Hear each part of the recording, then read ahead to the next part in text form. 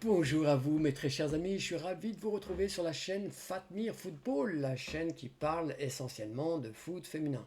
Presque essentiellement parce qu'on va parfois parler, je pense, de ce qui se passe chez les garçons quand l'actualité l'exigera, mais ça sera vraiment réduit sur cette chaîne à sa portion congrue. Ici, on parle de foot féminin, on fait la promotion du foot féminin.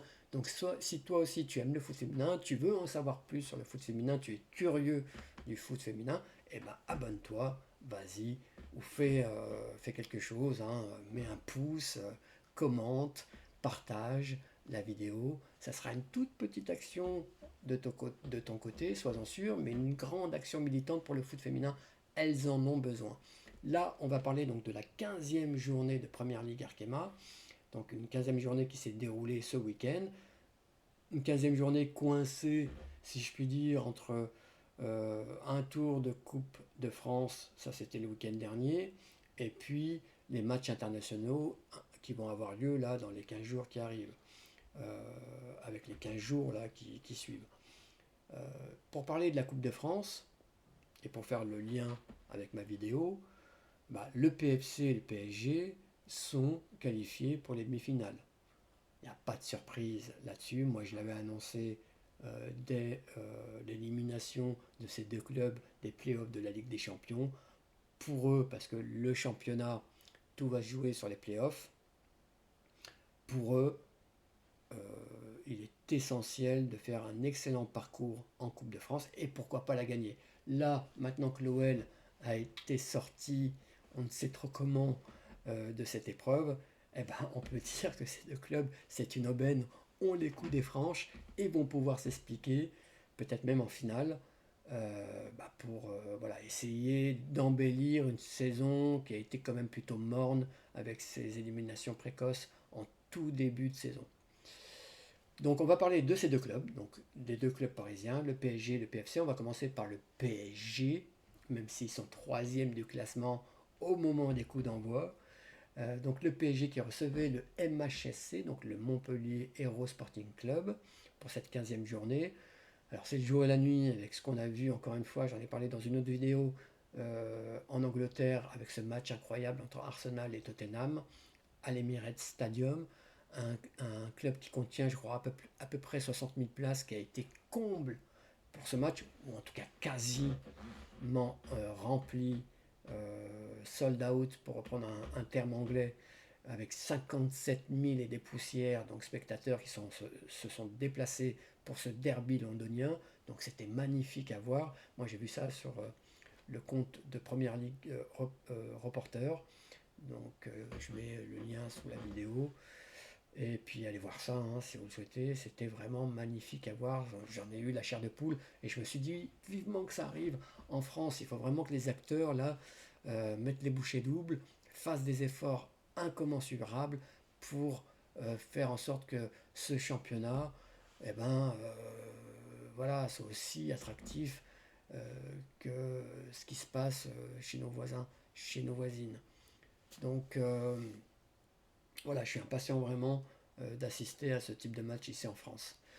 Pour le moment, on avait donc ce match-là, donc PSG MHSC, qui s'est joué au Camp des Loges, à Georges Lefebvre, le stade, enfin le stade, euh, voilà, l'endroit où les féminines reçoivent donc leurs adversaires. Et le PSG n'a pas fait dans la dentelle, hein, gagné 4 buts à 1 son match. Je vous mets aussi donc le résultat avec les buteuses. On a une Grace Guillaureau qui a ouvert le bal, qui montre la voie à ses coéquipières. Ça fait plaisir de la voir encore une fois enchaîner les titularisations. Donc c'est l'inverse de ce qui se passait en deuxième partie de première saison. On ne la voyait plus, elle était carrément mise sur le côté par Fabrice Abriel. Il a revu sa copie, visiblement, il l'a fait jouer. Maintenant, c'est Marie-Antoinette Catoto qu'on ne voit plus trop. Euh, je ne sais pas si elle est blessée, elle est certainement blessée, hein. Je ne crois pas que ce soit un choix de Fabrice Abriel de se passer volontairement donc de Marie-Antoinette Catoto. Dites-moi, vous, dans la barre des commentaires, si vous passez par là et si vous le savez, qu'en est-il de Marie-Antoinette Catoto. Quoi qu'il en soit, donc le PSG a fait 100 et ça a plutôt bien fonctionné. Donc avec Grace-Guiraud qui marque le premier but. Ensuite, le deuxième but est intervenu par Jennifer Echegini, la Nigériane. Karchaoui, donc après l'heure de jeu, qui marque le troisième but. Et enfin, Romain Lechter sur penalty, qui marque le quatrième but. Ça aurait pu être un match parfait si dans les arrêts de jeu, Montpellier n'avait pas marqué par l'entremise de Ngele. Voilà ce qu'on pouvait dire sur ce match. Quant au PFC, eh ben, il est allé gagner donc, sur ses terres 4-0 contre l'AS Saint-Etienne. L'AS Saint-Etienne qui est un peu en perte de vitesse depuis quelques temps. Souvenez-vous, hein, dans la première partie de saison, à un moment ils étaient même quatrième. Le PFC, lui, donc continue son bonhomme de chemin de la plus belle des manières, s'accroche à cette deuxième place. Sandrine Soubeyran fait quand même des merveilles au sein de cette équipe. Et moi, j'avais imaginé, je le dis sincèrement, j'avais imaginé qu'avec le départ de Julie Dufour donc aux États-Unis à Angel City, bah, ce club, ou en tout cas l'équipe, s'écroulerait, puisque quand même, il ne faut pas oublier que Julie Dufour euh, apportait son écho au niveau offensif, hein, c'était la meilleure passeuse, me semble-t-il, au moment de son départ de ce championnat. Donc c'était quand même une perte considérable. Une joueuse en plus, au-delà de ses passes, qui est vraiment très intéressante en termes de jeu, en termes de participation. Euh, et c'est vrai que ce départ, pour moi, allait laisser un grand vide. Il n'en est rien, bien au contraire.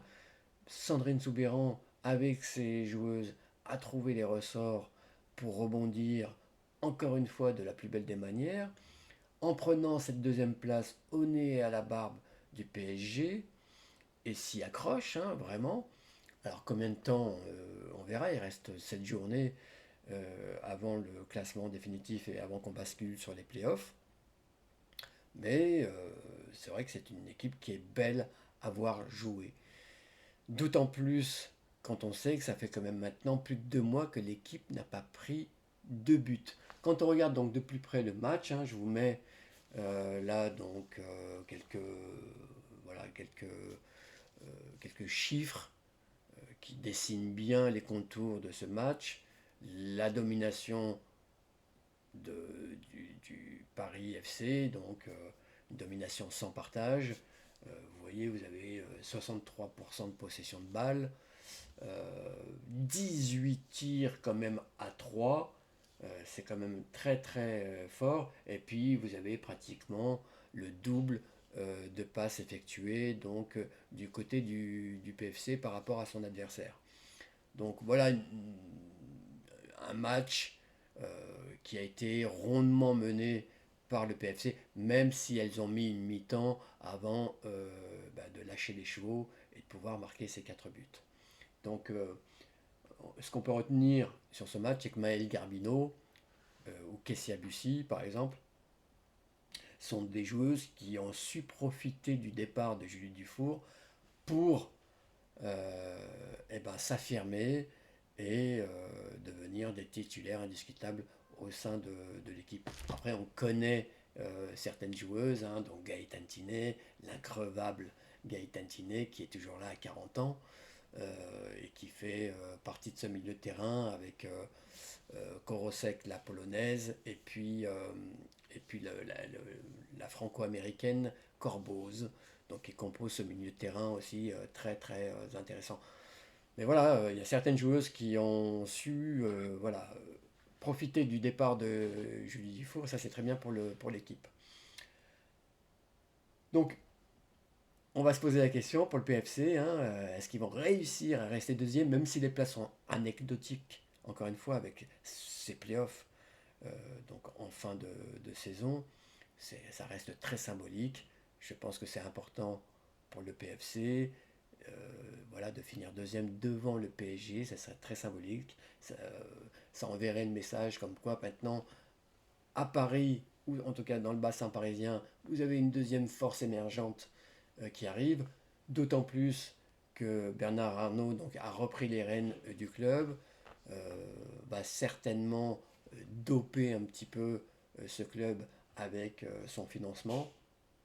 Et donc la section féminine va en profiter. À un moment donné, on parlait même de cette section féminine qui pourrait récupérer avec les garçons le stade donc Jean Bouin, le stade où l'équipe de rugby donc, du stade français joue actuellement. Je crois, sur les dernières nouvelles que j'ai lues, que finalement la section masculine, oui, pourrait finalement jouer dans ce stade l'année prochaine.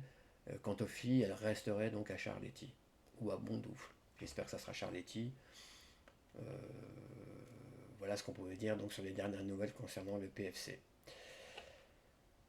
Je vais vous remercier vraiment beaucoup de me suivre sur la chaîne. Pour ceux qui passent par là, qui ne sont pas encore abonnés, ben abonnez-vous, ça va faire beaucoup de bien aux filles. Donnez-moi de la force, donnez de la force à cette chaîne pour qu'elle puisse être de plus en plus référencée, qu'on puisse parler de plus en plus des filles. Ça serait vraiment super. Je vous dis à très bientôt, aux prochaines vidéos. D'ici là, va va voum!